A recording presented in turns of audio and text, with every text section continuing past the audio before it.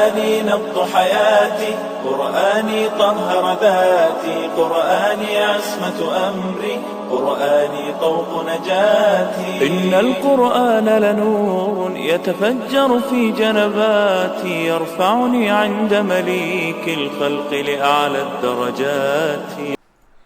السلام علیکم ورحمۃ اللہ وبرکاتہ. بسم اللہ الرحمن الرحیم.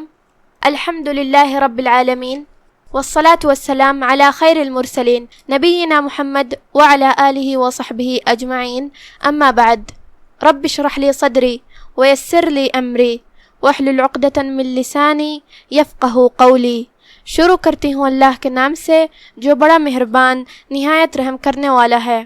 انشاءاللہ آج یہ 14ویں درس میں سورۃ الہمزہ کی شرح اور اس کی ترجمہ سماعت فرمائیں گے. تو شروع کرتے ہیں. اعوذ باللہ من الشیطان الرجیم، بسم اللہ الرحمن الرحیم. ویل لکل ہمزۃ لمزہ. کلمت ویل کے آخری میں یہاں لام پہ تنوین پیش ہے، جو کہ تنوین کی اصلیت اور اس کی ادائیگی نون ساکن ہوتی ہے، گویا کہ یہاں حرف النون ہے. پھر حرف اللام ہے کلمت لکلی میں. لام حروف الادغام بغیر غنہ میں سے ہے، جو کہ ادغام کا معنی ہے حرف کو حرف میں داخل کرنا، لہذا ہم یہ تنوین کو لام میں داخل کر کے بغیر غنہ کے لیکن تشدید کے ساتھ یہ حکم کو ادا کریں گے. ویل لکلی. کلمت لکلی کے آخر میں یہاں لام پہ تشدید ہے. ہمیں 2 حرف کے برابر لام کو ادا کرنا ہے، کیونکہ تشدید کی اصلیت 2 حرف ہوتی ہے. جیسا کہ یہاں حرف اللام ہے تو یہ 2 لام ہیں، لام ساکن اور لام متحرک زیر سے. تو تشدید کا خاص دھیان رہے، کیونکہ اگر ہم اسے صحیح سے ادا نہیں کیے تو گویا کہ ایک حرف نہیں پڑھتے. کلمت ہمزہ، ہا پہ پیش ہے، میم اور زائے پہ زبر ہے. یہ سب حرکات کا دھیان رہے، ہم سب کو برابر سے ادا کریں گے، کسی ایک کو کم نہیں کریں گے. ہمزہ.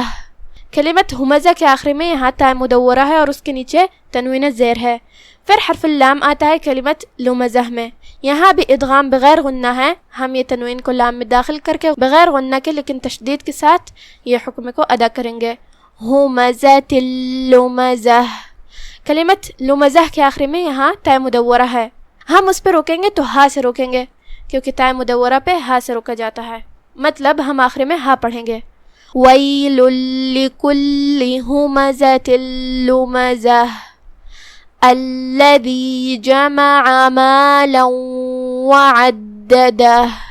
کلمت الذی، یہاں بھی لام پہ تشدید ہے، لہذا 2 حرف کے برابر ہمیں لام کو پڑھنا ہے.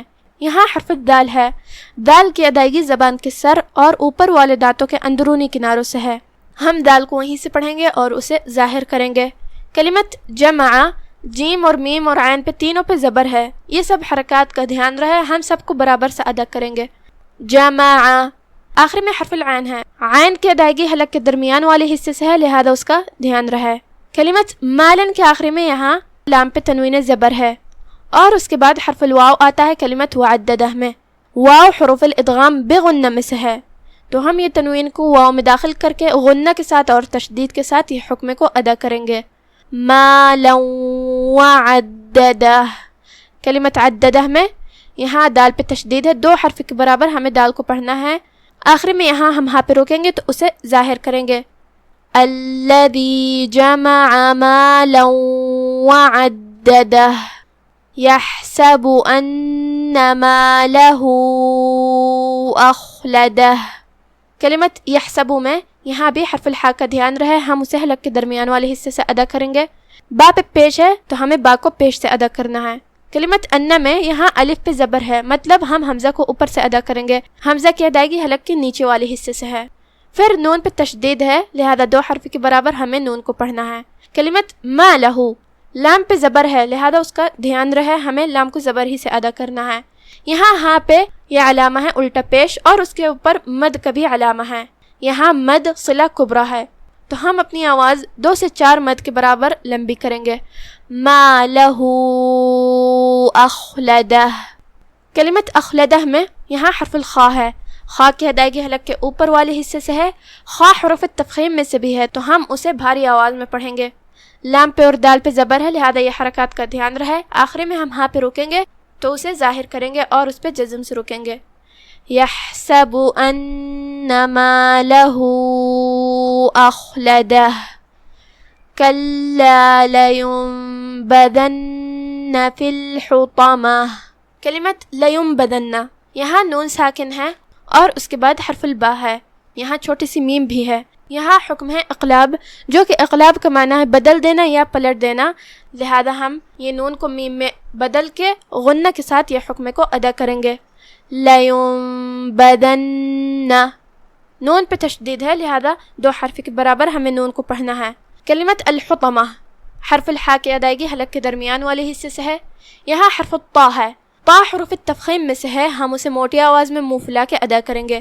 آخری میں تا مدورہ ہے، ہم اس پہ رکیں گے تو ہا سے رکیں گے. کلا لینبذن فی الحطمہ وما ادراک ما الحطمہ. وما ادراک یہاں مد جائز منفصل ہے. مد جائز منفصل کا معنی ہے کہ حرف المد پہلے کلمہ کے آخری میں ہو اور اس کی وجہ جو کہ حمزہ ہے وہ دوسرے کلمہ کی شروعات میں آئے. ہم اپنی آواز مد جائز منفصل میں 2 سے 4 مد کے برابر لمبی کریں گے. وما ادراک کلمت ادراک یہاں دال پہ جزم ہے تو دال کا حکم ہوا قلقلہ. ہم دال کو ہلاتے ہوئے یہ کلمہ کو ادا کریں گے. ادراک. را کا حکم ہے تفخیم کیونکہ اس کا حرکت ہے زبر. ہمیں را کو بھاری آواز میں پڑھنا ہے. پھر اس کے بعد جو کہ مد الف ہے تو ہم مد الف کو بھی تفخیم سے ادا کریں گے کیونکہ مد الف اپنے پیچھے والے حرف کا حکم لیتا ہے، تفخیم ہو یا ترقیق. تو ہم یہ کلمہ کو ایسے پڑھیں گے ادراک. آخری میں کاف پہ زبر ہے لہذا اس کا دھیان رہے. وما ادراک ما الحطمہ نار اللہ الموقدہ. کلمت نار یہاں را پہ پیش ہے. را کا حکم ہے تفخیم، ہم اسے بھاری آواز میں پڑھیں گے. پھر یہاں لفظ الجلالہ آتا ہے، مطلب کلمت اللہ. یہاں لفظ الجلالہ کا حکم ہے تفخیم کیونکہ اس سے پہلے والے حرف پہ پیش ہے، جو کہ ایک عام قاعدہ ہے کہ لفظ الجلالہ سے پہلے حرف پہ زبر ہو یا پیش ہو یا لفظ الجلالہ سے آیت شروع ہوتی ہے تو ہم اسے تفخیم سے ادا کریں گے، مطلب بھاری آواز میں. لیکن اگر اس سے پہلے زیر ہو تو ہم لفظ الجلالہ کو ہلکی آواز میں پڑھیں گے ترقیق سے. تو یہاں جو کہ حکم ہے تفخیم تو ہم اسے ایسے پڑھیں گے نار اللہ. کلمت الموقدہ یہاں میم کے بعد مد واو ہے. ہم اپنی آواز 2 مد کے برابر لمبی کریں گے، یہ مد طبیعی ہے. پھر حرف القاف ہے. قاف کی ادائیگی زبان کے جڑ اور تالو کے نرم حصے سے ہے. ہم قاف کو وہیں سے پڑھیں گے، وہ حروف تفخیم میں سے بھی ہے تو ہمیں اسے بھاری آواز میں پڑھنا ہے. نار اللہ الموقدہ التی تطلع علی الافئدہ. کلمت التی لام کے تشدید کا دھیان رہے. پھر کلمت تطلع ہے. یہاں حرف تا ہے اور اس کے بعد حرف الطا ہے. یہ دونوں حرف کی ادائیگی ایک ہی جگہ سے ہے اور وہ ہے زبان کی نوک اور اوپر کے دانتوں کی جڑ سے. لیکن فرق اتنا ہے کہ تا حروف الترقیق میں سے ہے اور طا حروف التفخیم میں سے ہے. مطلب ہم تا کو ہلکی آواز میں پڑھیں گے اور طا کو موٹی آواز میں. جو کہ طا پہ تشدید ہے تو ہمیں 2 حرف کے برابر طا کو ادا کرنا ہے. تطلع. آخری میں حرف العین ہے، ہم عین کو حلق کے درمیان والے حصے سے ادا کریں گے. کلمت الافئدہ فا کے بعد یہاں حمزہ ہے جو کہ اس کے نیچے زیر ہے تو ہم حمزہ کو نیچے سے ادا کریں گے. التی تطلع علی الافئدہ انہا علیہم مؤصدہ. کلمت انہا نون پہ تشدید ہے لہذا اس کا دھیان رہے. کلمت علیہم کے آخری میں میم پہ جزم ہے اور اس کے بعد حرف المیم آتی ہے کلمت مؤصدہ میں.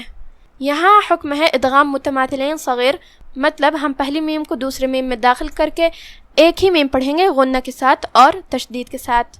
علیہم مؤصدہ.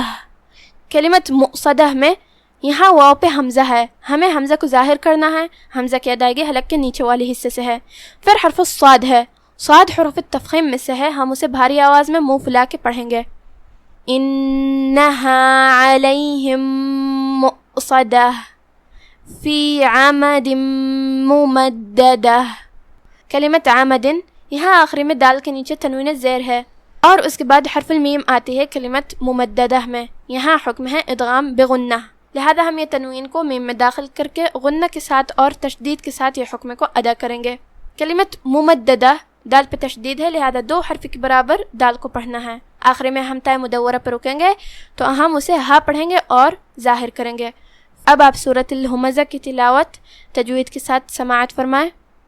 بسم اللہ الرحمن الرحیم ویل لکل ہمزۃ لمزہ الذی جمع مالا وعددہ یحسب ان مالہ اخلدہ کلا لینبذن فی الحطمہ وما ادراک ما الحطمہ نار اللہ الموقدہ التي تطلع على الأفئدة إنها عليهم مؤصدة في عمد ممددة۔ ہر غیبت کرنے والے تانے دینے والے کی خرابی ہے جو مال جمع کرتا ہے اور اس کو گن گن کر رکھتا ہے، شاید وہ خیال کرتا ہے کہ اس کا مال اس کی ہمیشہ کی زندگی کا موجب ہوگا، ہرگز نہیں، وہ ضرور حطمہ میں جھونک دیا جائے گا۔ اور تم کیا سمجھے کہ حطمہ کیا ہے؟ وہ اللہ کی بھڑکائی ہوئی آگ ہے جو دلوں تک جا پہنچے گی، بے شک وہ اس میں بند کر دیے جائیں گے، یعنی آگ کے لمبے لمبے ستونوں میں۔ آج کا ہمارا درس یہیں ختم ہوتا ہے۔ وما توفیق الا باللہ، والسلام علیکم ورحمۃ اللہ۔